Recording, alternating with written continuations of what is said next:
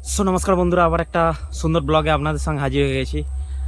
আজকে বলবো আমাদের চোখ, যে চোখ দিয়ে আমি দেখছি, যে চোখ দিয়ে সবাই দেখে, যে চোখ দিয়ে বিশ্বকে দেখে, যে চোখ দিয়ে দুনিয়া দেখে, সেই চোখের একটু বিবরণ দেবো। মানুষের চোখ সবথেকে মূল্যবান সম্পদ, মূল্যবান অঙ্গ। চোখ না থাকলে মানুষ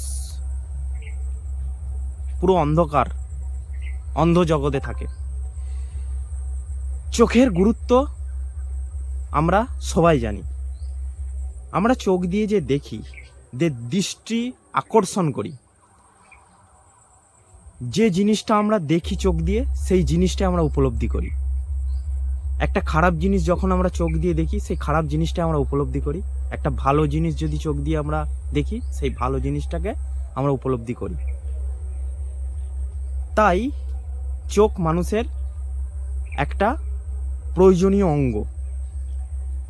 কিন্তু এই চোখটা দিয়ে যদি আমরা দৃষ্টিটা ঠিকঠাক জায়গায়, ঠিকঠাক লক্ষ্য দিই, তাহলে কিন্তু আমাদের ভিতরের যে বিবেক, যে মানসিক সত্তা, মানুষসত্তা, সেটা কিন্তু ঠিকঠাকভাবে কাজ করবে। কারণ মানুষের এই চোখটাই মানুষের বিচার, বুদ্ধি, ধারা সব কিছু নির্ণয় করে দেয়। তাই একটা মানুষ যদি পড়াশোনা করে, তার চোখটাই আগে বইয়ের দিকে যাবে, ঠিক আছে?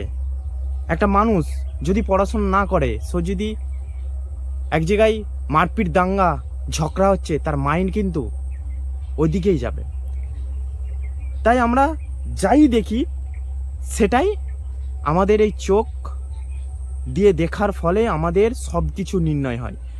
তাই চোখ আমাদের যেমন সবথেকে মূল্যবান সম্পদ, আমরা এই দৃষ্টিটা ঠিকঠাক জায়গায় ফোকাস করি, তাহলে আমাদের পুরো গেম চেঞ্জ, যে আমরা যেভাবে থাকছি সেটাও কিন্তু বদলে যাবে।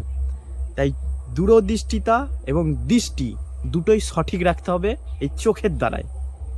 যা কিছু সব কিছু এই চোখ দিয়ে মেনটেন হচ্ছে। তাই এই দুটো জিনিসকে সঠিক জায়গায় ফোকাস করতে হবে। আজকের জন্য এইটুকুনি, দেখা হচ্ছে পরের ভিডিও।